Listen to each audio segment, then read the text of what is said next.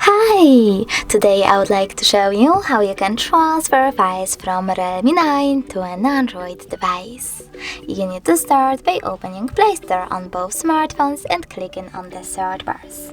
Then type in Send Anywhere and install this free app from this developer. After that, click on Open. Now you need to tap on I accept, confirm, continue and allow on both devices. Then select Send on Realme and Receive on an Android.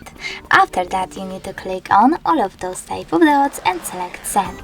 This way you will choose all of your files and transfer them later on.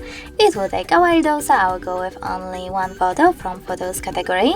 Select Send and tap on Got it. Now on an Android, choose No Thanks and close this window.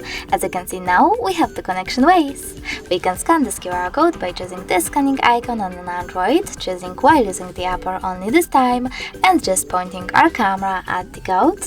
But we can also just input this key here and connect those smartphones by choosing Receive.